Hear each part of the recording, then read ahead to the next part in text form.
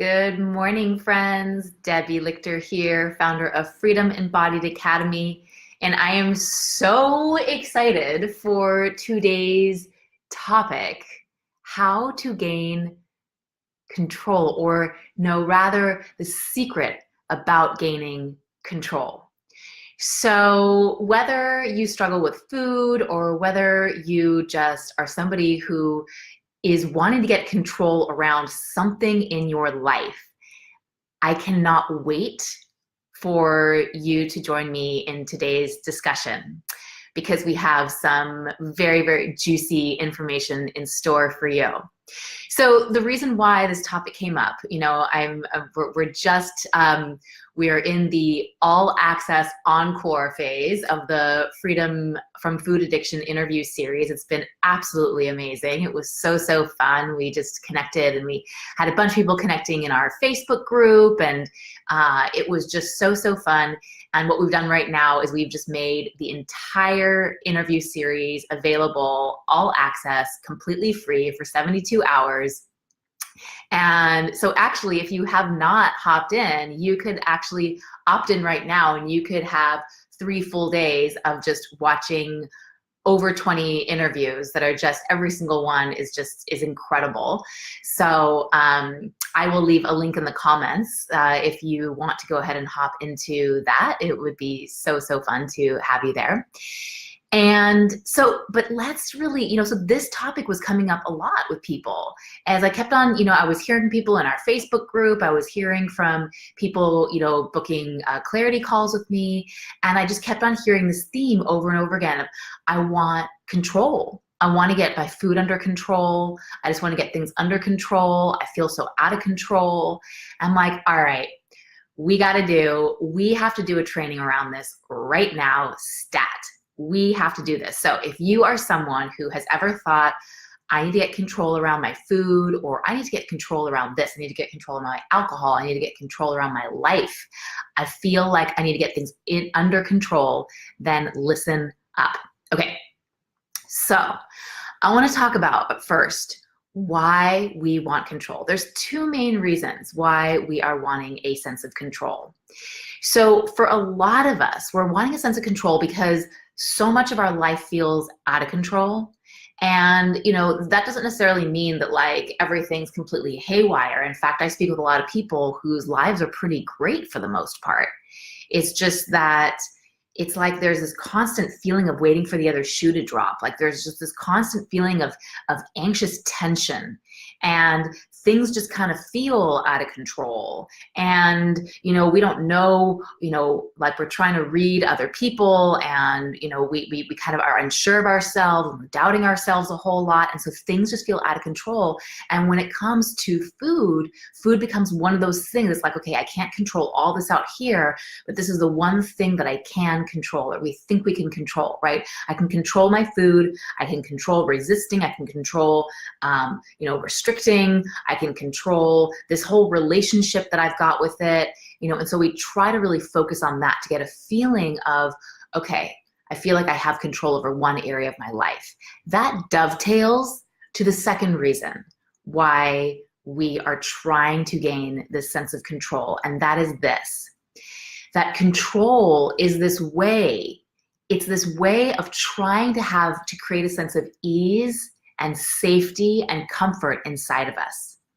It's like if you have an internal sense of discomfort and dis-ease and you're not really feeling safe, you're not trusting yourself, you're not really feeling safe in your environment, you're not really trusting people, you're afraid of being taken advantage of, this kind of stuff, that then when you are like, okay, but if I can just get things out here in my world, with my food, in my life, in my relationships, with my work, with my family, to be a certain way, if I can just kind of like manage it and control it to look a certain way, then I can ensure that I'm going to feel a sense of comfort inside. I can ensure that I'm not going to feel so out of control, that I'm going to feel a sense of ease and safety inside. And so this is what we do, is that we set ourselves up then to need to control our whole environment. All right, you picking this up? You picking it up? So just notice if you relate to any of those things. If you relate to, yeah, I guess I do kind of have this sense of like uneasiness or dis-ease going on inside, or discomfort or anxiety or tension going on, or I just don't feel super safe, or I don't trust myself. And yeah, it does kind of make sense then that I'm really focused on trying to fix my food, or trying to fix, you know, things in my life, just trying to fix things in my life so that I can feel a certain way on the inside. Okay, so just notice that, because here is the big thing that I share with all of my clients and all the people that I get an opportunity to work with in this way, is that going for control of your food, going for control for anything in your life is the booby prize. It's absolutely the booby prize. Here's why. Is that when we are trying to gain control, control has us creating more rules, more rigidity, more this is how it's got to be. Our world becomes smaller. It becomes more complex. It becomes harder. We're now fighting against something. There's now a good and a bad, or a right and a wrong, or a black or a white. It's like something shifts for us, where now we've created this like little prison that we have to live in. That's what control does, which is ironic, because so many of us are trying to gain control because we want a sense of freedom. And yet the very nature of control is it has us like living more a smaller life, a more contained life, a more complex life, where we actually are more planning for life than we really are living it. Okay, and so just notice if you recognize this in your life. And if you do, then, you know, just put a little heart here, because we're not here to judge ourselves. Like, these are all patterns that we have developed over time, and they probably really served us at one point. In fact, I know they really served us at one point. I know that there was some ways of coping and dealing with life that absolutely were, you know, allowed me to survive and cope during certain times in my life. It's just that right now, it's now becoming limiting. It's now becoming a limiting pattern. And so what we want to talk about is, okay, if we actually want true freedom around food, if we want to actually be able to just relax and take it easy on the inside, how do we do this? Well, the first thing I want to ask you is this. Are you looking to gain control, or are you looking to be free? It's a real question. Because this is what you got to know, is that you cannot control yourself to freedom. You just can't do it. They live in two different paradigms. The paradigm of control is like what I mentioned. It's like, I'm creating rules, I'm creating rigidity, life is inflexible, it's got to be this way. If it's not this way, then the bottom falls out, then I feel unglued, I destabilize.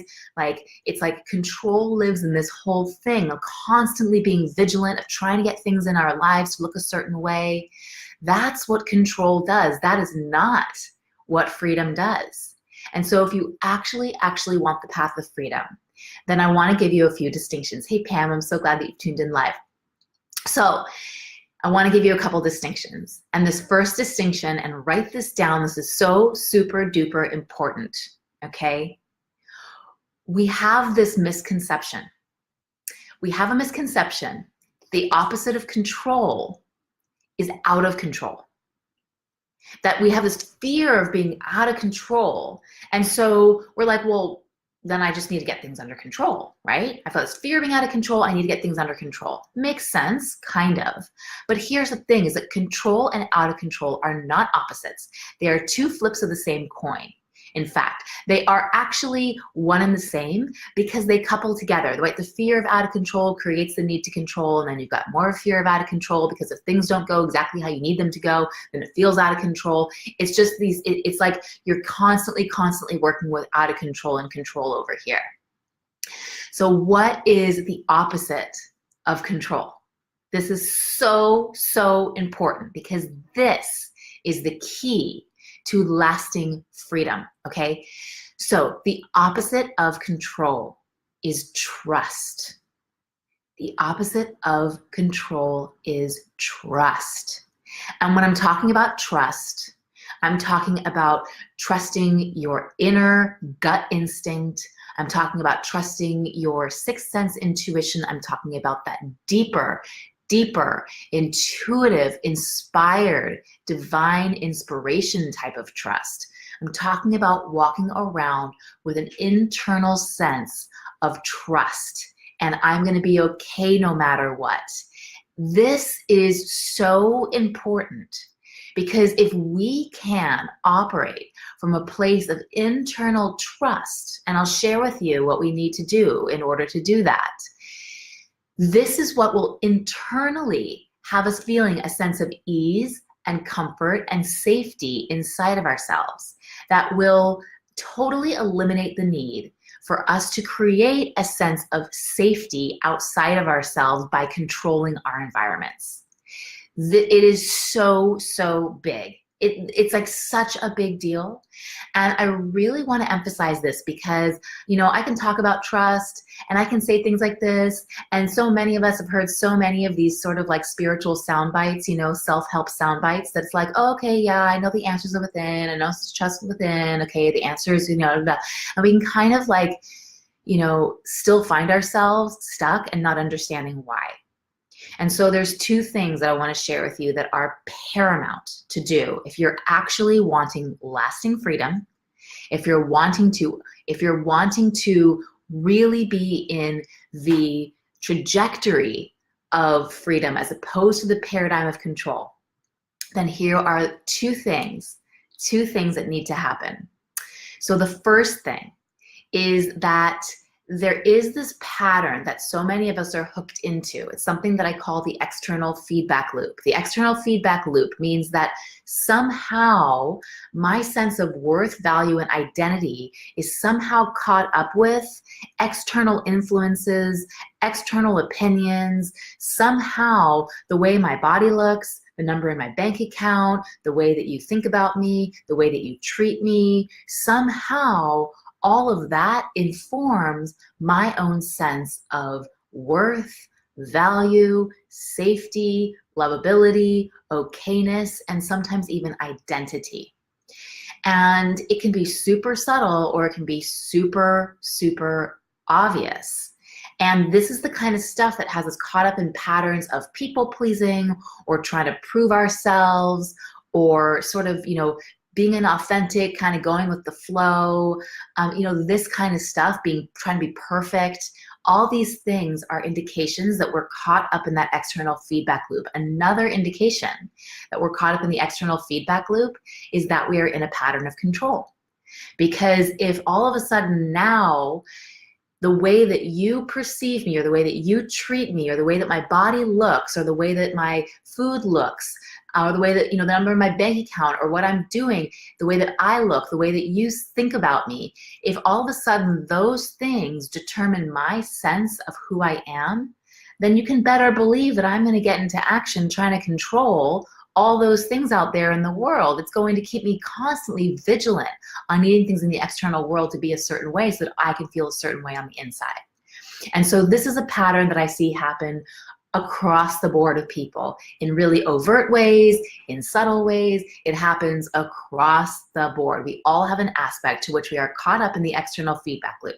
And so the first thing that we need to do is that we need to learn how to unhook from the external feedback loop and how to reconnect to that inner guidance system I was talking about, that internal guidance system that is your gut instinct, your sixth sense intuition, your divine inspiration, that internal locus of awareness, of power. Because when you have that going on inside, your whole sense of worth, value, identity becomes an internal thing. And that means that you don't need anything in your world to look a certain way for you to feel okay. And that is freedom. That is freedom. So that is the first thing. Now, I'm sharing these things and they're actually, what I just shared is the first thing I'm sharing, but it actually can only happen once we do this other thing. Okay, going that route is something that I do with people, and that is something that gradually happens. It happens after a couple months of actually working together. So it's not so easy just to do that. This first thing though, this is also something that takes a few months, and yet we can start with it right away. And so I want to give you a tool after I share this thing that can help you start on this path right away, because this is so, so important. And when you start to do this, you will actually get yourself on the trajectory of real, lasting freedom, which is so cool. Okay, and that is this. You have to learn how to uncouple from control. I say uncouple because it is like, we're like in relationship, we're like addicted to control. I mean, our need to have things be a certain way for us to feel okay is like, it pretty much is an addiction, because there's a sense of discomfort and dis-ease going on inside of us, dis-ease going on inside of us. And so control is one of those things that can help us get this externalized sense of ease and comfort. And so when we learn how to uncouple from control, this is a great, big, huge thing, because as soon as I start, talking about this with people, look, uncoupling from control is vulnerable, because when you are in control, even if, and listen up, even if with your relationship with food, for example, even if it's like, I'm so frustrated, I sort of know what to do and I'm not doing it, and this is what I need to do, and and it's like, we can kind of, even though we can be really hard on ourselves, really critical, really intolerant, really judgmental, if we are still coming at it from, I know what to do, and I'm just not doing it, it gives us a feeling of being in control in a certain way, even if, like I said, we're feeling out of control. Hey, Tony, so glad that you're with us. Even if we're feeling out of control. So here's the thing though, is that when we actually need to uncouple from control, this is one way that we can do it. When we come into wanting to get freedom around our relationship with food, with like, this is what I know, this is what I need, and I'm just not doing it, we're keeping ourselves stuck, because you can't have a new experience if you're coming into it with all of the answers. And so what we need to do is we need to be willing to get a little bit vulnerable and to not have the answers, to actually not know, And so instead of saying, I know what to do, I just don't do it, and getting really hard on ourselves and really judgmental, I invite you to say, gosh, I really don't know. And I'm here to learn. I'm here to be open. I'm curious about this. I want to know. I want to know, but I don't know. And what that does is it completely shifts your whole orientation. It actually softens you to be receptive for what you don't know, to be receptive to actually receive a new level of insight, to receive some new tools that can put you and can usher you along on your path of freedom. It's so, so powerful. And what we need to insert in the place of control is we need to insert just a little dose of vulnerability, of honesty, and of humility. Vulnerability, honesty, and humility. I promise you, these are like golden, golden spiritual tools that if we are willing to apply these golden spiritual tools of like, I just gotta get honest with what's real, with what's going on. Like, maybe I really don't know. I don't know why I do this. I've got a lot of theories about it. But maybe I don't actually know why I do this, and I want to have freedom. This isn't working for me. That humility of maybe I don't have the answers. In fact, maybe I need to start asking for some support. Maybe I need to start asking some questions. Maybe I need to start listening instead of talking. Such a beautiful, beautiful gift that we can give ourselves. And then the vulnerability to actually take that action, to raise our hand, to say, hey, I need some help. Hey, I'm on this path, and as long as I keep on doing what I've been doing, I'm going to continue to get the same thing that I've gotten, and I want something new. And so please Can you support me? Can you help me? Can you show me? Can you point me in the right direction? I mean, that is really why I created the whole Freedom from Food Addiction interview series. That is why I offered myself, you know, to hop on a call with people. And if that's something that you want too, I mean, it would be my honor, because like, I want to support you with actually orienting around, okay, so what do I actually do to get on this path of lasting freedom? And if you can give yourself the gift of beginning to uncouple from needing to be in control, and do it by applying some honesty, some humility, and some vulnerability, and you're willing to raise your hand and ask for support, I will so meet you there. It would be my absolute honor to give you some of my time to be able to support you with getting clarity around your next steps for being on your path of freedom. So if that's something that you want to do, I will leave a link for that in the comments below. It's just freefromfood.today, and you're welcome to grab a spot on my calendar. So I hope that that was valuable for you today. It certainly was such an honor to be here with you. And if you have any questions, I will check back into this thread. So please keep your questions coming. And thanks for tuning in. Bye for now. Mwah.